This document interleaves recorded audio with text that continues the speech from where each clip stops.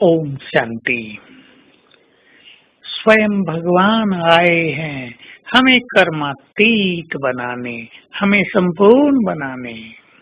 इसलिए हमें इस जीवन में अपने से अच्छी मेहनत करनी है, क्योंकि इस समय की हमारी मेहनत जन्म जन्म की मेहनत से मुक्त कर देगी।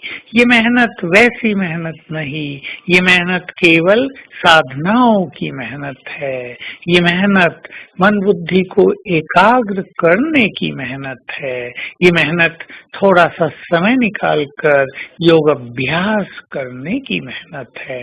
एक मेहनत वो होती है जिसके लिए बाबा मना करते हैं कि अपने व्यर्थ संकल्पों से लड़ना, अपने मनोविकारों से द्वंद्व करते रहना, ये युद्ध थकाने वाले हैं। लेकिन ये मेहनत जो हमारी साधनाओं की मेहनत है, हमें थकाती नहीं बल्कि हमें बहुत सुख देती है। तो हम कर्मातीत अवस्था को प्राप्त करें और इसकी अभी से प्रैक्टिस करें कि हम कर्मों के प्रभाव से मुक्त रहें।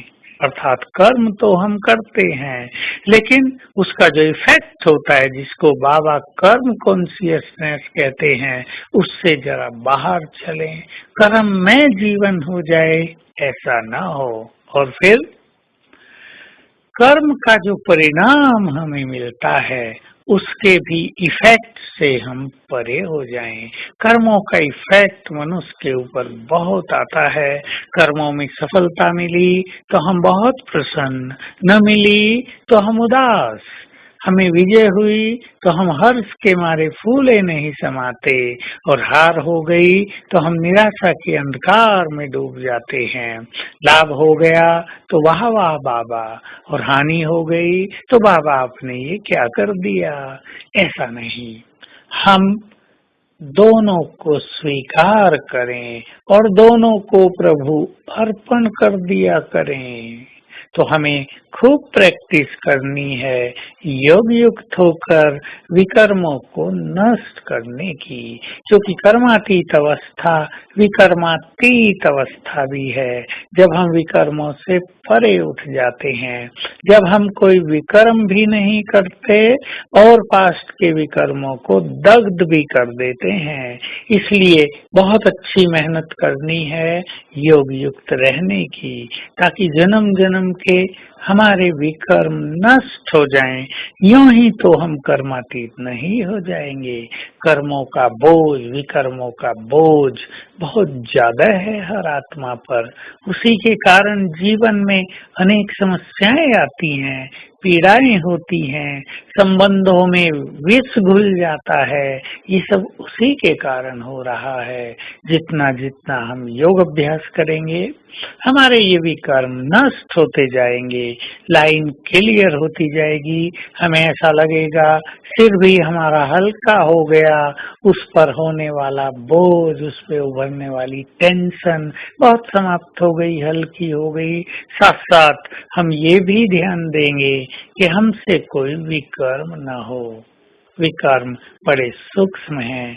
किसी की स्थिति को डिस्टर्ब कर देना, किसी की निंदा चुगली करना, किसी को परेशान करना, मुख से कटु वचन बोलना, चोरी करना, झूठ बोलना, धंधों में भी ज्यादा हेरा फेरी करना, ये सब विकर्म हैं। इनसे भी हम बचेंगे, क्योंकि यदि हमसे सूक्ष्म विकर्म होते रहेंगे तो हम योग युक्त जीवन कभी नहीं बना सकेंगे। तो आइए संकल्प करें, मुझे अपने सभी खजानों को सफल करना है। एक एक सेकंड सफल करना है, एक एक श्वास सफल करना है, एक एक संकल्प सफल करना है, क्योंकि यही तीनों किसी मनुष्य को सबसे महान बनाने वाले या सबसे नीचे ले जाने वाले हैं। हम इन तीनों पर विशेष ध्यान देंगे। तो आइए आज दृढ़ संकल्प करें, हम अपने योग युक्त होने के पुरुषार्थ की स्पीड को और तेज करेंगे। समय समीप आता जा रहा है। योग युक्त रहने से ही ये स्थिति बनेगी। तो आज फील करेंगे, मैं आत्मा, अपने को आत्मा देखेंगे, उड़कर जाती हूँ परम धाम में बाबा के पास।